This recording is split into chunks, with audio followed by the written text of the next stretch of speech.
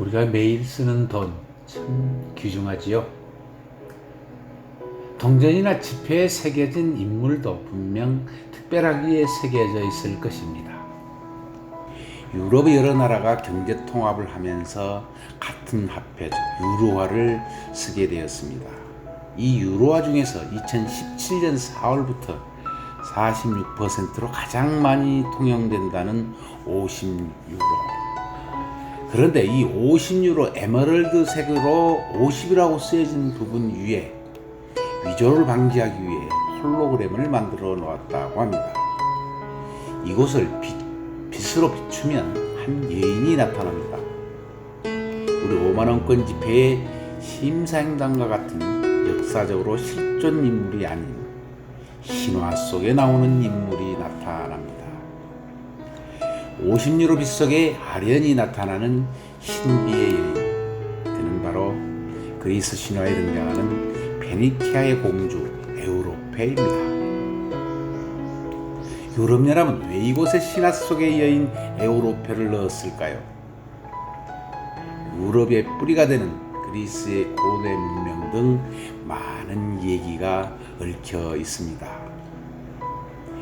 에우로페는 포세이돈의 아들이자 페니키아의 왕인 아게노르의 예쁜 딸입니다.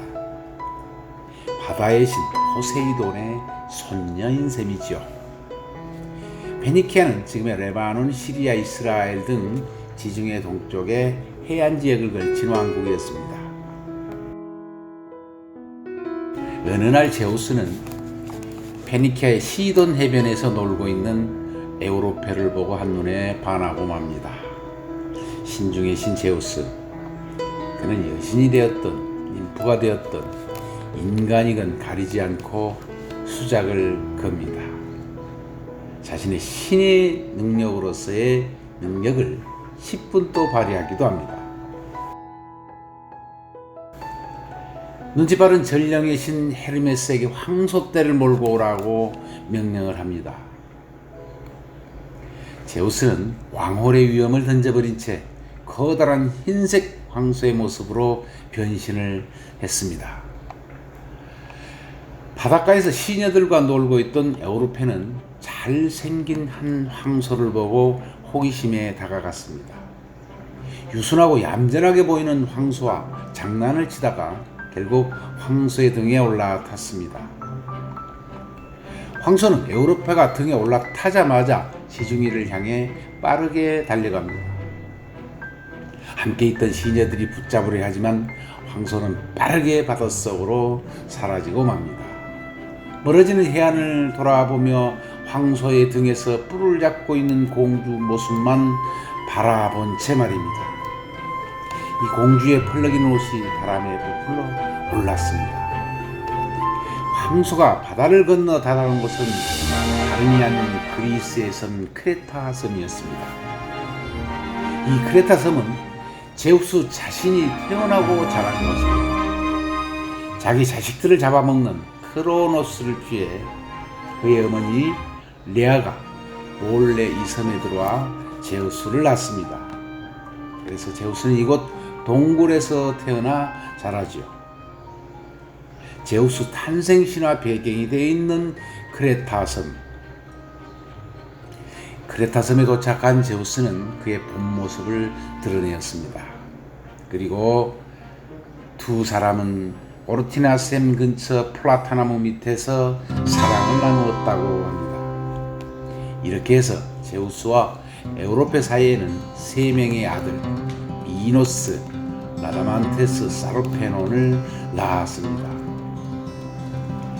이제 욕망을 채웠으니 제자리로 돌아간 왕 중의 왕 제우스. 크레타 섬에 남겨진 에우로페는 크레타의 왕 아스테리오스와 결혼을 합니다. 아스테리오스 왕은 제우스와 에우로페 사이의 세 아들을 양자로 드리기로 결정을 합니다. 그리고 훗날 그의 아들 미노스가 크레타의 왕자를 물려받게 되죠. 이 크레타 섬은 동쪽으로 메소포타미아, 남쪽으로는 이집트, 동북쪽으로 소아시아 등과 교역을 하면서 고대 그리스의 크레타 문명으로 크게 발전을 한 곳입니다. 나아가 크레타 문명은 그리스 본토의 미케네 문명과 이어지면서 크레타는 유럽의 발원지이자 뿌리로 여겨지게 됩니다. 크레타인들은 신화를 통해서 자신들이 제우스의 후손이라고 선포한 것입니다. 제우스와 에우로페 이야기는 또 다른 의미의 추론이 가능합니다. 제우스 신화를 가지고 있는 크레타 문명과 에우로페의 고향, 즉 친정이었던 페니키아 문명이 해상 무역을 통해 활발한 교류를 하면서 상호 발전을 하였고, 이것이 신화 속의 제우스의 에우로페 납치 사건으로 발전했다는 것입니다.